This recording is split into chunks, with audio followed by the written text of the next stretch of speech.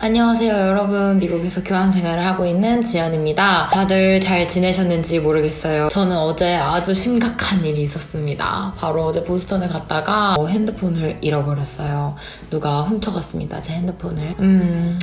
정말 교환 생활이 지금 며칠 남겨두지 않은 상황에서 너무 마음이 심란하고 안 좋아요. 잠깐 핸드폰 내려놨는데 누가 그거 훔쳐간 거거든요. 그러니까 정말 잠깐 기준품 내려놓으면 그것만 노리고 있다가 그 사람이 훔쳐가니까요. 정말 끝까지 조심조심 하세요. 저 같은 일 겪지 않으셨으면 좋겠습니다. 어쨌든 오늘 진행할 영상은 바로 Q&A 영상이에요, 여러분. 제가 그렇게 유명인이 아니기 때문에 그렇게 많은 질문을 받지는 않았어요. 그러니까 한 질문 한 질문 최선을 다해서 답변을 해드리도록 하겠습니다. 토플 공부하면서 슬럼프는 없으셨나요? 공부 동기부여는 어떤 식으로 하셨는지 궁금해요. 영상 재밌어요. 이렇게 해주셨어요.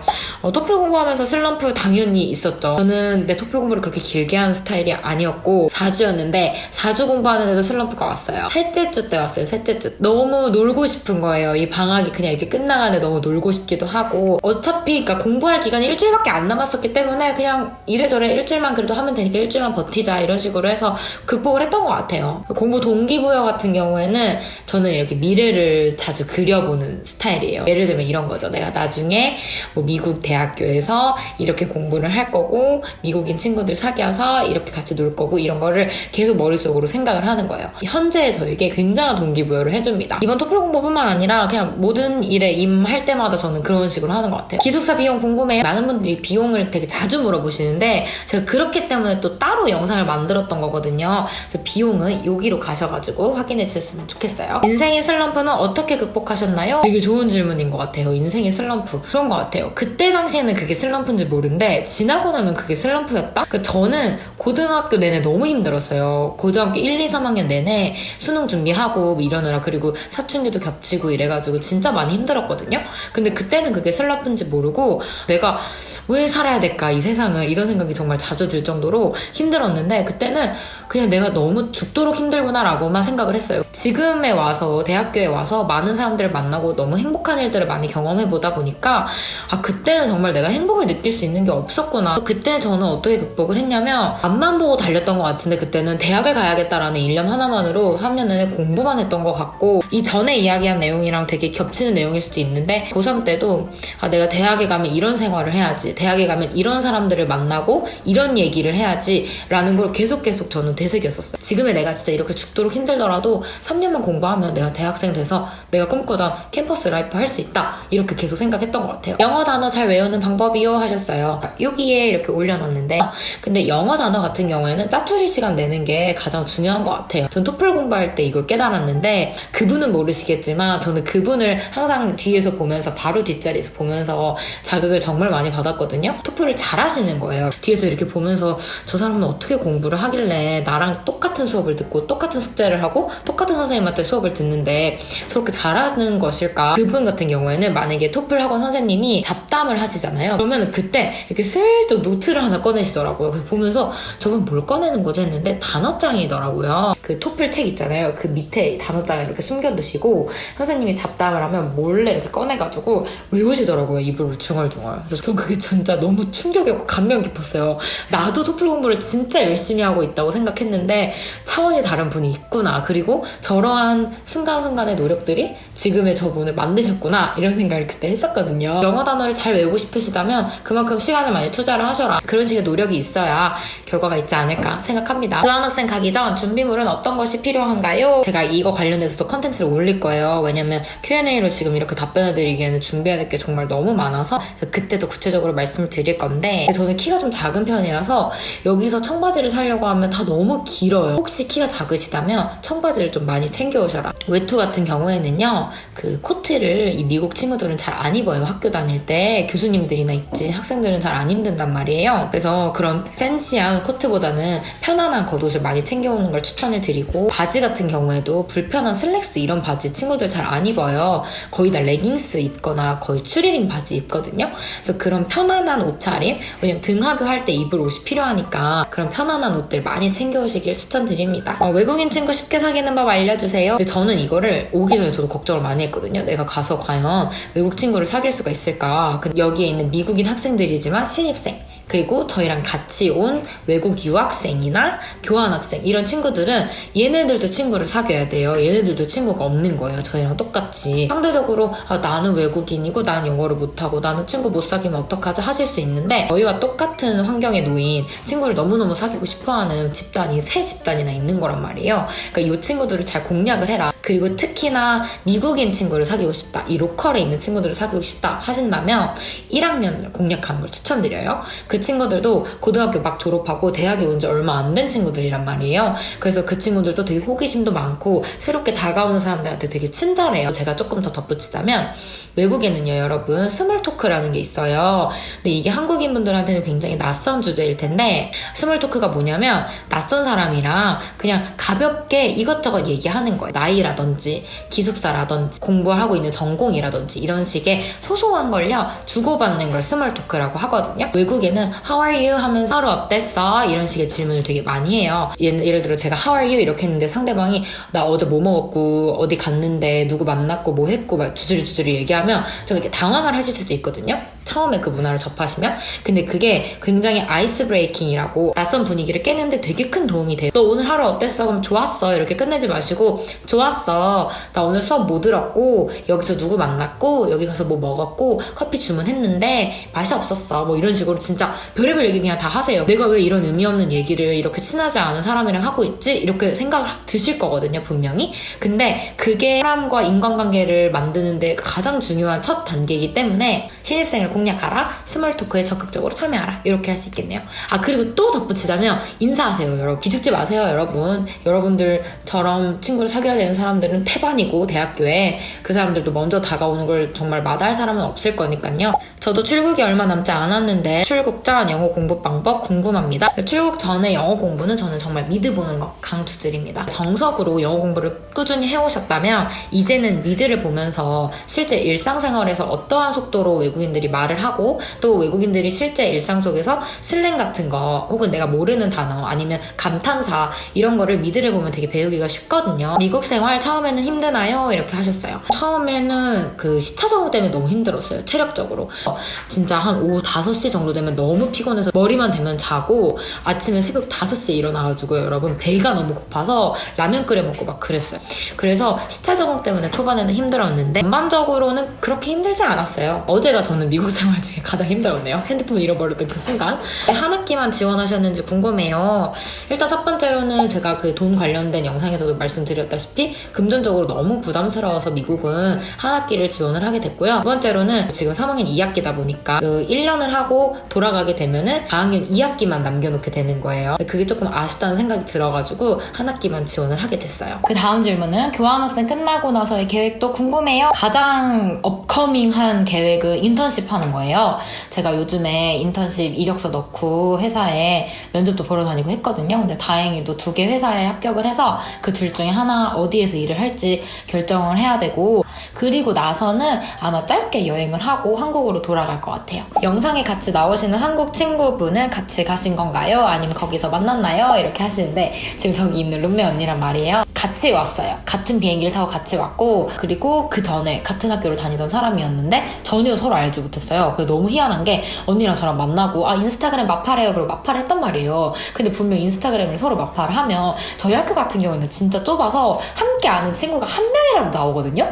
근데 언니랑 저랑 0명인 거예요. 서로 전혀 모르는 사이였어요. 그런데 그 교환학생 오리엔테이션 할 때 그 오리엔테이션 하시는 선생님이 같은 학교 파견되는 학생들 여기 다 있으니까 서로 번호 교환하세요 이렇게 해가지고 그때 언니랑 저랑 번호 교환을 처음 했고 가기 전에 2번 만났는데 방학 때 한 번 만나고 학기 중에 한 번 만나고 그다음에 교환학생 어떻게 결심하시게 된 건지랑 학점, 면접 등 합격설 궁금해요 이렇게 하셨는데 저는 교환학생은 대학생이 되기 전부터 생각을 했습니다. 그때는 그냥 막연히 나도 교환학생 가야지 했는데 완전 종지부를 찍었던 건 전공 수업을 들었을 때였어요. 교수님이 수업을 하시다가 그 세계를 많이 경험해야 된다는 이야기를 이렇게 하셨어요. 그래서 그때는 그냥 교수님이 좋은 얘기 하시려나 보다 이렇게 했는데 교수님께서 테두리가 있을 거 아니에요. 내가 사는 삶의 공간. 이 공간에만 이렇게 묶여서 살다 보면요. 이 공간에 있는 게 다인 줄 알고 산대요. 그런데 이 테두리 바깥을 나가서 다른 사람들이 어떻게 생활을 생활하는지를 보잖아요. 그러면 내가 살고 있는, 내가 녹아들어서 평생을 살았던 이 세상이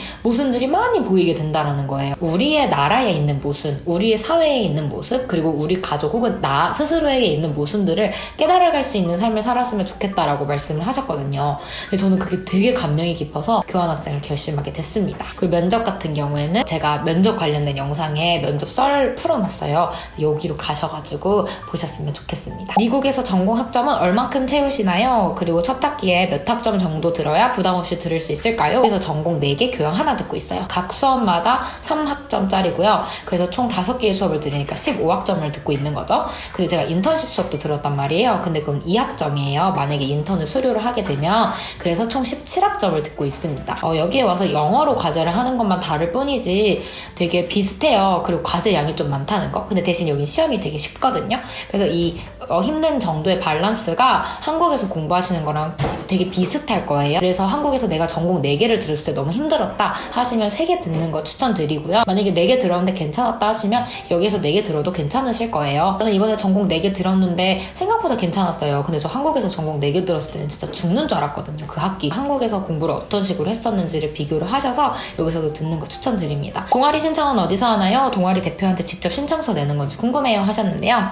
이게 학바학이에요. 학교마다 진짜 다른데 저희 학교 같은 경우에는 그 마이 앤디컷이라는 사이트가 있어요. 클럽스라는 카테고리가 따로 있습니다. 우리 학교에 있는 모든 그 동아리들이 쫙 나와요. 그리고 컨택 넘버가 나옵니다. 그러면은 학기가 시작하기 전에 그 사이트를 둘러보고 내가 원하는 동아리의 그 이메일로 저 이 동아리 활동 이번 학기 동안 하고 싶어요 라고 보내면 끝이었어요. 교환학생 가서 외국인 남친 사귀는 게 로망인데 이거 가능하다고 보시나요? 굉장히 흥미로운 주제네요. 가능하다고 봅니다. 저는요. 불가능한 일은 아니라고 생각해요. 왜냐면 여기 와서 깨달은 게 여기 오기 전에는 되게 외국인, 그러니까 나랑은 인생을 아주 다르게 살아온 사람들과 사귐을 한다라는 거, 그냥 사회활동을 한다라는 게 굉장히 다른 경험으로 저한테 올 거라고 저는 생각을 했었어요. 근데 와보니까 내가 그 사람과 사회적으로 교류를 하는 것, 그리고 이야기를 나누는 것, 이런 건 다 똑같더라고요. 한국에서나 미국에서나 별반 다를 바가 없다라는 얘기. 사람과 사람이 사귀는 데 있어서는 국적을 불문하고 다 똑같다, 이렇게 말씀드리고 싶습니다. 학교 아르바이트 어떤 식으로 구하셨는지 궁금해요. 아르바이트 관련돼서도 질문 되게 많이 해주셨는데 이것도 학바학입니다. 이미 알바를 했던 일본인 친구한테 물어봤더니 앤디컷 고용을 책임지고 있는 고용주의 휴대폰 번호를 내가 안다. 이 사람한테 바로 문자를 보내라. 내가 일을 하고 싶다고. 그래서 그렇게 했습니다.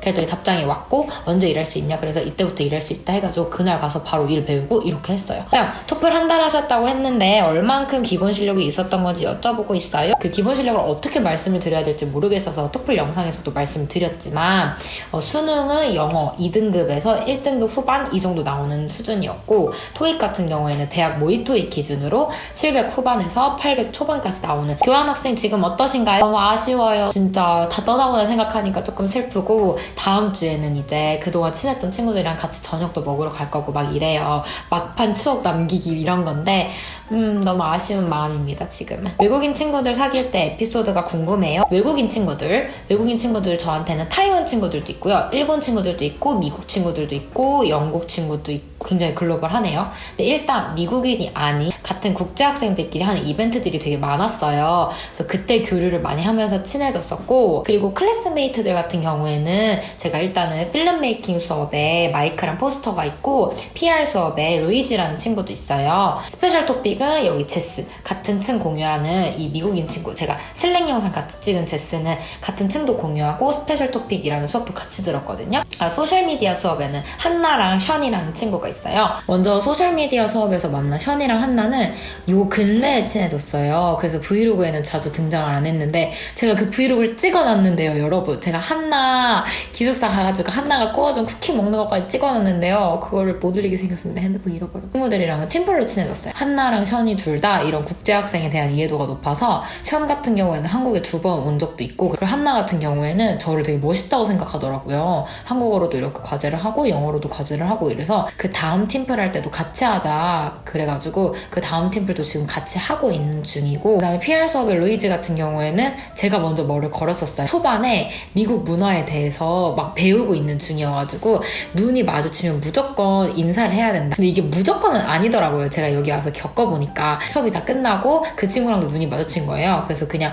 How are you? 이렇게 했는데 그 루이지도 국제학생들을 되게 좋아해요. 되게 멋있다고 생각하고 자기도 나중에 세상을 넓게 경험하고 싶어하는 그런 친구고, 그 친구도 처음에 저한테 물어봤던 게 그거였어요. 너 수업 중에 필기 영어로 해? 한국어로 해? 막 이런 거 물어보고, 그래서 친해지게 된 것 같아요. 그 다음에 필름 메이킹의 마이크랑 포스터 같은 경우에는 제가 사귄 클래스 메이트들 중에 가장 친한 친구들인데요. 포스터는 ECTV에서 처음 만났어요. 근데 그 이후에 제가 포스터한테 야, 너 나 언제 만났는지 기억나? 이렇게 물어봤는데 걔는 기억이 안 난대요. ECTV에서 저를 만났던 걸. 근데 ECTV에서 저는 걔 만났던 걸 똑똑히 기억을 하는 게, 그때 이제 처음으로 동아리를 가는 날이었어요. 동아리 오리엔테이션 날이었거든요. 그래서 엄청 떨리죠. 또 영어도 제대로 못하는데. 그래가지고 떨린 마음으로 갔는데 사람들끼리 다 뭐 얘기하면서 엄청 친해 보이는 거예요. 그래서 아 뭐야 나만 빼고 다 친해 이렇게 하고 있었는데, 근데 제 왼쪽에 포스터가 앉아 있었어요. 걔도 엄청 침묵하고 있고 저도 엄청 침묵하고 있고, 근데 전 그런 상황을 되게 견디지 못하는 스타일이거든요. 근데 그럼에도 불구하고 그냥 거기 침묵하면서 앉아 있었어요. 근데 먼저 포스터가 말을 걸어주더라고요. 내 이름은 뭔데? 너 이름은 뭐냐? 이렇게 물어봐가지고 아 내 이름은 뭐다. 나 한국에서 왔다.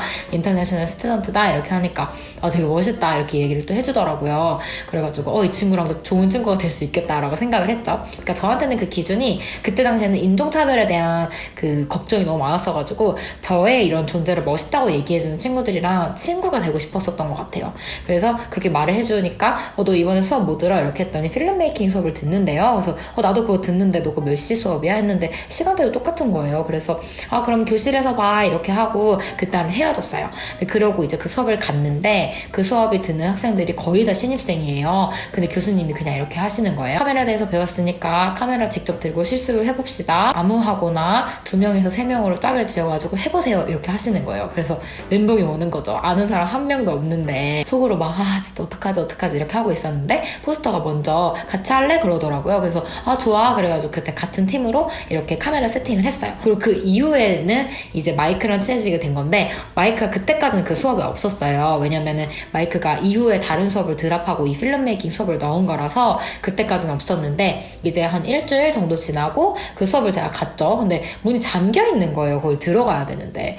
멘붕이 오는 거죠. 내가 수업 교실을 잘못 알았나? 나 이러다 지각하면 어떡하지? 이렇게 걱정이 이렇게 있었는데 옆에 어떤 애가 서 있는 거예요. 그래서 용기를 내서 걔한테 너 혹시 여기 수업 들어? 이렇게 물어봤죠. 그때 맞대요. 그래서 다행이다. 속으로 안도의 한숨을 쉬었죠. 잘못 온 게 아니니까. 그래서 그 둘이 서서 문이 잠겨 있으니까 기다렸어요. 교수님이 오시기만을. 그러면서 이름이 뭐야? 이러면서 이런저런 얘기를 했죠. 그리고 교수님이 오셔서 문을 열고 이제 들어가서 그 얘기를 들어보니까 이번에 추가를 했대요. 걔도. 그래서 수업에 아는 사람이 아무도 없다는 거예요. 그래서 내가 그러냐고, 이번에 뭐 수업 추가했냐고, 전공은 뭐냐고 이렇게 하면서 이런저런 얘기를 하고 있었는데 그때 포스터가 들어왔어요. 그 포스터가 자연스럽게 저희 둘이 대화하는데 함께 참여를 하게 되고, 그날도 이제 교수님이 카메라를 들고 어디 가가지고 뭘 찍어보세요 이렇게 해가지고 팀 아무렇게나 짜보세요 이렇게 해서 그럼 셋이 할래? 그렇게 해가지고 셋이 하게 된 거죠. 그래서 그 이후에 그 수업을 들을 때마다, 그리고 그 수업에서 실습이 있을 때마다 저희 셋이서 같은 팀을 하면서 되게 많이 친해졌어요. 일단 첫 번째로 음식, 왜냐면 한식이 너무 그리워요. 저 떡볶이 진짜 좋아하고 닭갈비 진짜 좋아하고 치킨 진짜 좋아하는데 지금 여기 와서 강제 금식입니다. 또 있다면 과제가 너무 많다는 거. 미국 대학은 시험이 쉬운 대신 과제가 너무 많아요. 어려운 건 또 아닌데 그 회차가 많다 보니까 매주에 하나씩 있고 막 이러니까 매주가 바쁜 거예요. 과제를 하느라. 그래서 그게 조금 힘들었습니다. 그냥 수업 시간에 과제나 발표 많나요? 이런 거 어떻게 해결하시나요? 하셨어요. 과제는 일단 많아요. 근데 발표는 생각보다 많이 없었어요. 교환학생 파견 전에 스피킹 실력 향상을 위해 어떤 방법 가장 추천하시나요? 언어 화상 영어라든지 아니면은 원어민과 대화를 할 수 있는 그런 최대한 말을 하는 경험을 많이 하고 오시는 걸 추천드립니다. 외국인 친구들이 가장 좋아하는 한국 관련 물건, 선물은 무엇이었나요? 그 외국인들이 되게 많이 해주는 말이 한국인들은 머릿결도 좋고 피부도 좋은 것 같아 이렇게 얘기를 많이 해줘요. 그래서 저는 선물로 그 마스크팩을 챙겨왔거든요. 그래서 이니스프리 마스크팩 이런 거 챙겨와가지고 이게 한국 브랜드인데 이게 한국 마스크팩이다 그러면서 K-뷰티 이런 게 되게 유명하단 말이에요. 그래서 그 마스크팩을 여자인 친구들한테 선물을 해줬었어요. 교환 파견 전에 이런 준비를 더 했었으면 하는 부분이 있으신가요? 저는 지금은 괜찮은데 학기 초반에는 적응도 힘들고 리스닝도 힘들고 스피킹도 힘들어서 영어 공부 조금만 더 해올 걸 걱정을 했어요. 출국을 앞두고 계신다면요, 영어 공부에 정말 혼신의 힘을 다하시길 추천드립니다. 그래도 부족하니까요. 지연님, 항공권 끊으실 때 왕복으로 끊는 걸 추천하시나요? 저도 이 얘기 많이 들었었어요. 그래서 저는 다구간으로 왕복으로 끊었었고, 혹시 모르니까 저는 해주고 싶은 말씀이, 솔직히 이게 100%는 아니겠지만 제 경험에 미루어 보면 그다지 중요한 건 아닌 것 같아요. 왜냐면 저희는 DS2019라는 입학 허가서라는 프리패스가 있잖아요. 그게 있으면 사실 부차적인 서류는 확인을 안 하고 그냥 패스를 시켜줘요. 그래서 사실 그 정도로 중요하지는 않다. 혹시 몇 학기 추천하시나요? 2개 학기 했는데 돌아오면 초과 학기가 될 것 같아요. 진짜 너무 많이 고민되시겠다. 2개 학기를 할 수 있다면요, 전 2개 학기를 할 거예요. 왜냐면 지금 너무너무 아쉽거든요. 내가 한 학기 더 했으면 발표도 더 멋있게 하고 친구들도 더 많이 사귀고 더 활동적으로 살 수 있었을 텐데 라는 생각을 하거든요. 그래서 전 2개 학기 추천드리긴 해요. 정말 밤에 다니기 위험한지 궁금해요 하시는데 학교나 학교 주변 정도는 괜찮아요. 근데 만약에 대도시라면은 밤에 안 다니는 걸 추천드리긴 해요. 왜냐면 한국보단 당연히 위험하고요. 총기를 소지하고 있는 사람들도 있을 수가 있고, 제가 지금 있는 매사추세츠주는 총기가 불법인데 어쨌든 그럴 수도 있고, 그리고 팁 문화, 저도 처음에 팁 문화가 되게 낯설었어요. 팁 같은 경우에는 퍼센테이지가 정해져 있는 레스토랑도 있고 안 정해져 있는 데도 있는데, 안 정해져 있는 곳에는 내가 퍼센테이지를 쓸 수가 있어요. 저는 그걸 10%로 적고 정해주는 데에는 15%가 가장 적은 숫자예요. 15%를 주고 합니다. 저도 가난한 학생이기 때문에 어쩔 수가 없어요. 교환학생이면서 동시에 젊은 한 사람으로서 미국행을 앞두고 꼭 해보고 싶었던 것들 중에 완료한 일과 예정인 일이 있나요? 미국행을 앞두고 계획했던 일들은 되게 다양한 게 있었어요. 추수감사절에 캐나다 여행 가는 거, 근데 갔다 왔죠. 그리고 크리스마스 때 플로리다 가는 거, 근데 저 갈 거예요 이제 크리스마스 때. 그 다음에 또 미국에서 인턴십 하는 거, 그것도 제 로망이었거든요. 근데 이번에 하게 되어서 예정된 일은 그렇게 정리해 볼 수 있겠네요. 생활하면서 제일 그리운 한국 음식은 뭔가요? 저 삼겹살이 너무 그리워요. 편집은 뭘로 하세요? 저는 이런 카메라로 찍는 영상은 프리미어로 편집하고 있고요. 핸드폰으로 찍는 영상은 블로라는 핸드폰 영상 편집 프로그램으로 하고 있습니다. 총기나 마약 혼자 미국 가기 안전한가요? 총기에 대해서 혼자 미국에 가고 이런 거에 대해서는 아직 저도 경험해보지는 않았어요. 어제 정말 그 눈 깜짝할 사이에 휴대폰이 사라진 걸 보고 혼자 여행을 하지 말까라는 생각을 했습니다. 그렇게까지 안전하다라고 말하기는 좀 애매한 것 같아요. 원래 교환학생 신분으로 비자를 받아 미국에 가면 아르바이트 못한다고 알고 있었는데 어떻게 하고 계신 건지, 인턴도 그렇고 아르바이트도 그렇고요. 그 특정 규칙만 지키면 J1 비자로도 충분히 하실 수가 있어요. 제가 설명란에 미국 대사관 주소를 남겨놓을 테니까요. 거길 들어가셔서 기준이 어떻게 되는지 꼼꼼하게 확인을 해보시고, 비자에 따라서 몇 시간 이상으로는 일을 못한다 이게 있고, 인턴십 같은 경우에도요, 내가 전공을 하고 있는 것과 유사한 회사에서 일을 해야 돼요. 예를 들어서 내가 호텔 경영학과인데 출판사에서 일을 한다 하면 안 돼요. 그거는 비자에 문제가 생겨서 안 됩니다. 저는 디지털 미디어 학과고 방송국에서 일을 할 거기 때문에 매칭이 돼서 문제가 없어요. 미국에서 교환생활 하신 경험을 토대로 봤을 때 현지 사람들이랑 소통하는데 미드로 공부하는 게 효과적이라고 생각하시나요? 제가 줄곧 말했지만 진짜 효과적이에요. 왜냐면 우리도 우리나라 말을 할 때 그 문법을 딱딱딱딱 지켜서 형식적으로 하는 게 아니라 원래 한국어가 아닌 그런 말도 쓰고 하잖아요. 그러다 보니까 미드를 보시면 그런 일상생활에서 실제로 쓰는 표현을 배울 수 있기 때문에 도움이 될 수 있을 거다라고 말할 수 있을 것 같아요. 현실적으로 어떻게 영어 회화 공부하는 게 좋을까요? 저는 현실적으로는 대화를 제일 많이 해봐라. 외국인이든 외국인 친구든 기회가 있으시다면 원어민 교수님이든 대화를 진짜 최대한 많이 해보시는 걸 추천드리고, 미드 많이 보는 걸 추천드리고, 그리고 그 전에는 근데 선행되어야 되는 게요, 문법에 대한 이해와 단어에 대해서 많이 알고 계셔야 돼요. 단어도 모르고 문법도 모르는데 미드 본다고 영어 느는 게 아니거든요. 그러니까 이 공부를 먼저 선행하시고, 저는 학원을 다녔습니다. 선행하시고 그 다음에 이제 원어민이랑 대화를 많이 해보고 미드를 많이 보고 이런 식의 공부 단계를 밟으시는 걸 추천드립니다. 외국 친구들과 주로 어떤 주제로 대화하시나요? 이거는 진짜 한국 친구들이랑 똑같아요. 그냥 뭐 너 영화 조커 봤어? 이런 얘기하고 조커 어땠어? 이런 얘기하고 어제 시험 시험 봤어? 시험 어땠어? 이런 얘기하고 학교 내에서 혹은 밖에서 인종차별 경험하신 적 있나요? 아직까지는 없어요. 인종차별이 있긴 있다고 하는데 아직까지는 학교 내에서도 없었고 학교 밖에서도 없었습니다. 한국으로 교환학생을 가신 후 새롭게 깨달은 것들이 궁금해요. 나는 한국인, 쟤는 미국인, 얘는 일본인이라는 틀이 많이 깨졌어요. 그 틀에 사람들이 가뒀던 것 같아요. 나랑 얘는 달라라는 식으로. 근데 사실 사람 사는 거 다 똑같더라고요. 생각하는 거 다 똑같고. 수업 시간에 또 어떤 일이 있었냐면 너 어느 주에서 왔어 너네? 이렇게 질문을 하더라고요. 팀플을 하게 됐는데 근데 저는 누가 봐도 오비어스하게 미국인이 아니잖아요. 근데도 저한테 그런 질문을 해주더라고요. 너 어디 주에서 왔어? 이렇게. 그래서 제가 나는 주에서 온 게 아니고 난 한국에서 왔어. 이렇게 하니까 미안해 나 너가 미국인이라고 생각했어. 이렇게 얘기를 하더라고요. 그러니까 그 정도로 되게 바운더리가 없어요. 여기 있는 친구들 같은 경우에는. 그래서 저도 그 바운더리가 없는 걸 경험을 하면서 나도 이 틀 안에 사람들을 가두지 말아야겠다라는 생각을 많이 하게 됐고요. 영어 공부에 대한 생각도 저는 영어라는 게 굉장히 넘을 수 없는 벽이고 영어를 잘하는 사람들의 동경하고 이런 게 있었거든요. 근데 영어도 충분히 넘을 수 있는 벽이고 영어를 잘한다고 해서 그 사람을 동경해야 될 필요는 없다라는 걸 많이 깨달았어요. 그 전에는 영어를 잘한다라는 그런 능력에 있어서 굉장히 제가 높은 경외심을 가지고 있었는데 지금 이제 와서 제가 미국 생활을 하면서 영어로 말하고 영어로 듣는데 적응이 되고 저도 제가 그렇게 경외스럽게 봤던 그 사람들처럼 말을 하고 소통을 하고 하는 저의 모습을 보면서 내가 굉장히 넘을 수 있는 그런 벽이었고 충분히 나도 그렇게 될 수 있는 거였는데 너무 나의 한계를 가둬놓지 않았나. 내가 아무리 영어를 잘해도 저 사람들처럼 잘하진 못하겠지라는 생각을 했었거든요. 그래서 그게 있지 않았나 라는 생각. 그래서 그런 식으로 교훈이랑 가치관이 많이 바뀌었습니다. 생활비로 한 달에 대략 얼마 정도 쓰고 계시는지 궁금합니다 하셨는데요. 생활비 같은 경우에는 딱딱 계산을 해서 쓰고 있지는 않고요. 왜냐하면 이 학교 같은 경우는 밀플랜이 따로 있는데 그 밀플랜이 그 학생증 카드에 돈을 얼마만큼 넣어줘요. 근데 그걸 온 캠퍼스, 오프 캠퍼스에서 나눠 쓸 수가 있거든요. 그래서 돈을 쓸 일이 있으면 이 카드를 쓰면 되니까 추가적으로 생활비가 드는 거는 이제 뭐 한식이 먹고 싶을 때 교통비 많이 들고요. 오버비가 좀 많이 깨져요. 그런 식의 돈이 좀 더 추가적으로 깨지지 한국에서처럼 밥 먹고 커피 먹고 하는데 마다마다 돈을 쓰진 않았던 것 같아요. 왜냐면 학교 안에 있는 카페를 이용을 하고 학교 안에 있는 식당을 이용을 하니까요. 그래서 여기까지 해서 정말 길고 긴 Q&A를 완료를 했습니다. 되게 지루하셨을까봐 조금 걱정이 되는데 안 그러셨으면 하고 또 이 영상이 앞으로 교환 준비를 하려는 분들한테 큰 도움이 됐으면 좋겠습니다. 좋아요랑 구독 누르는 거 정말 잊지 않아 주셨으면 좋겠어요. 그게 저한테 큰 힘이 됩니다. 그러면 오늘도 시청해주셔서 감사합니다. 안녕.